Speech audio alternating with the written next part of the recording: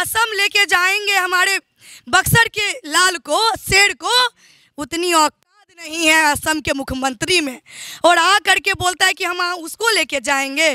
पहले बोल दीजिए उनको कि असम में एक और घर बना ले, क्योंकि मिथिलेश तिवारी को अब शर्म से मुंह झुकाने के लिए भी असम में जाना पड़ेगा। अच्छा। बॉडीगार्ड, 4-4 गाड़ियां, 5-5 गाड़ियां आगे पीछे, क्या जरूरत थी? ये 44 डिग्री टेम्परेचर में रोड पे निकल करके और जनता के बीच में जाना, क्षेत्र की बात करना, क्षेत्र की विकास के मुद्दे पे। आनंद मिश्रा है एक तरफ, दूसरी तरफ मिथिलेश तिवारी है, तीसरी अरे तो सुनिए और वो असम के मुख्यमंत्री, वही मैं कह रही हूँ, उसको बुलाया जाता है किसके लिए? आनंद मिश्रा के लिए। उसे अगर बुलाया तो करता तारीफ मिथिलेश तिवारी का, क्या जरूरत है आनंद मिश्रा का नाम लेने का? तो लेके जाएंगे असम फिर से, कहाँ लेके जाओ के बाद सुनिए ना आनंद मिश्रा को, सुनिए ना मिथिलेश तिवारी को बोल दीजिए बोरिया बिस्तर पैक कर ले, क्योंकि 4 जून को बक्सर की जनता उनको उनके आवास ठिकाने लगाने के लिए तैयार बैठ। आपने बहुत अच्छा सवाल किया कि मैडम बीजेपी के अगेंस्ट जाती हैं और निर्दलीय को सपोर्ट करती हैं। बिहार के अभी हम बक्सर में हैं और बक्सर जो है लोकसभा चुनाव जो है बक्सर में जिस तरीके से हो रहा है, ये लोकसभा क्षेत्र पूरे बिहार ही नहीं पूरे देश में हॉट सीट बन चुका है, क्योंकि असम कैडर के आईपीएस ऑफिसर आनंद मिश्रा ने इस बार ताल ठोका है बक्सर लोकसभा से। कहा जा रहा है कि बक्सर जो है ब्राह्मण बहुल क्षेत्र है, तो इस बार मिथिलेश तिवारी को दूसरे जगह से बक्सर में लैंड करा दिया गया। पिछली बार अश्वनी चौबे जो कि भागलपुर के थे वो बक्सर से जीतते आए, भाजपा का दबदबा बक्सर में बना रहा है। क्या इस बार आनंद मिश्रा भेद कर पाएंगे? इस बार इस चुनाव में आईपीएस आनंद मिश्रा जो कि पूर्व आईपीएस रह चुके हैं असम कैडर के, उनके सहयोग में उनके साथी बनकर कई सारे लोग जुट रहे हैं, जुटान हो रहा है। सोशल एक्टिविस्ट हमारे साथ जुड़ चुके हैं, प्रियंका झा। क्या कुछ हो रहा है बक्सर में? क्यों ये पहुंच गई भाई बिहार के बक्सर में? पहले काराकाट रहती हैं, पवन सिंह का प्रचार करती हैं, अब जो है ये बक्सर पहुंच जाती हैं। निर्दलियों का जीमा और ठिकरा जो है इन्हीं के ऊपर गिर रहा है क्या, या यही संभालेंगे निर्दलियों को? ये भी पूछेंगे आखिर निर्दलियों को ये सपोर्ट क्यों कर रही हैं? भाजपा के खिलाफ जाके क्यों जो है निर्दलीय वो काराकाट हो या फिर बक्सर हो, आखिर क्यों? ये सवाल है। और बक्सर में ये क्या देख रही हैं? आईपीएस आनंद मिश्रा क्यों जीतना चाहिए, किस तरीके से ये महिलाओं के लिए सोच रही, ये सारी चीज़ें हम बात करेंगे। सोशल एक्टिविस्ट धुंधार तरीके से आपने इनका आवाज़ सुना होगा कई सारे मीडिया चैनलों पे, आज हम बात करते हैं इनसे। आशा एक भारत पे जुड़ते हैं, कैसी में?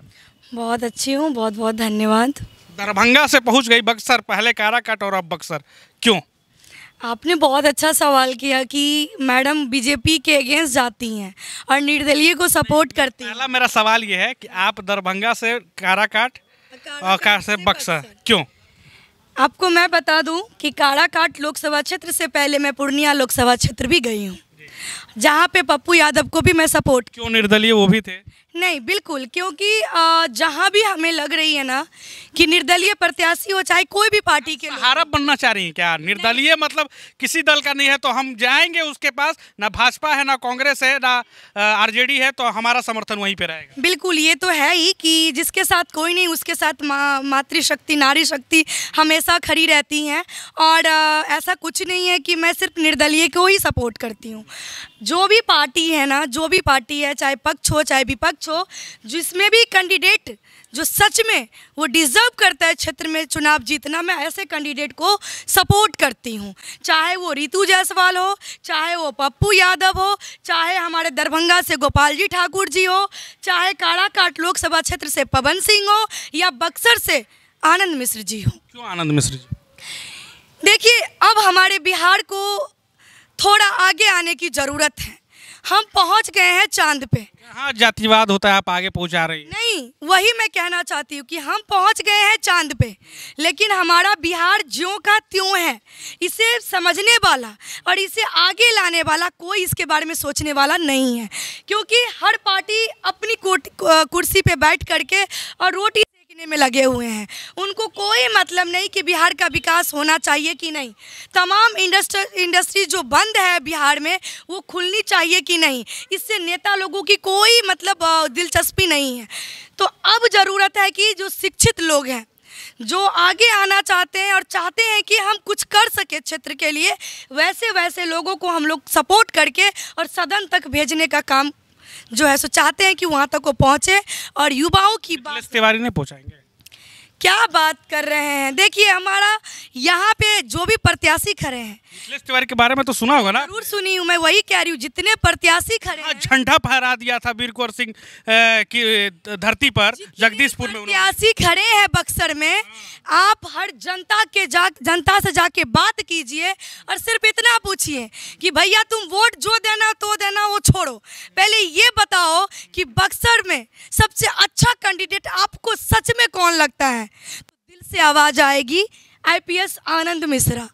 आप नहीं निकाल सकते यहाँ के जनता के दिल से उनको, और हर दिल में वो बसते हैं। और ऐसे जिन्होंने 13 साल के कैरियर में 150 प्लस इनकाउंटर किया हो, ना जाने कितनी माँ की आंख के आंसू वो पोंछे होंगे, अब उनकी ज़रूरत बक्सर में जनता की आंसू पोंछने में लगेगी।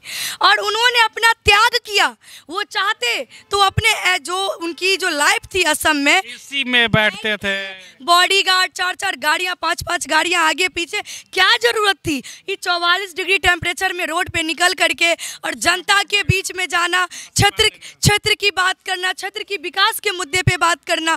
तो कहीं ना कहीं उनके अंदर एक सेवा है बक्सर के प्रति, यहाँ की जनता के प्रति, और इसीलिए वो सेवा भाव से अपने नौकरी को भी त्याग करके और बक्सर के माता पिता भाई बहन की आंसू पोंछने के लिए, उनकी तकलीफ को समझने के लिए और उनके इस तकलीफ से बाहर निकालने के लिए आनंद मिश्रा जी उनके साथ आए हैं।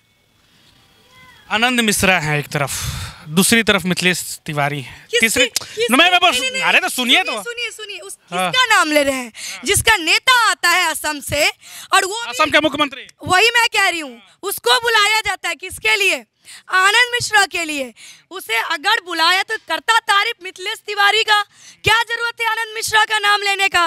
तो लेके जाएंगे असम फिर से, कहाँ लेके जाओ के बाद? सुनिए ना आनंद मिश्रा को, सुनिए ना, मिथिलेश तिवारी को बोल दीजिए बोरिया बिस्तर पैक कर ले, क्योंकि 4 जून को बक्सर की जनता उनको उनके आवास ठिकाने लगाने के लिए तैयार बैठी है।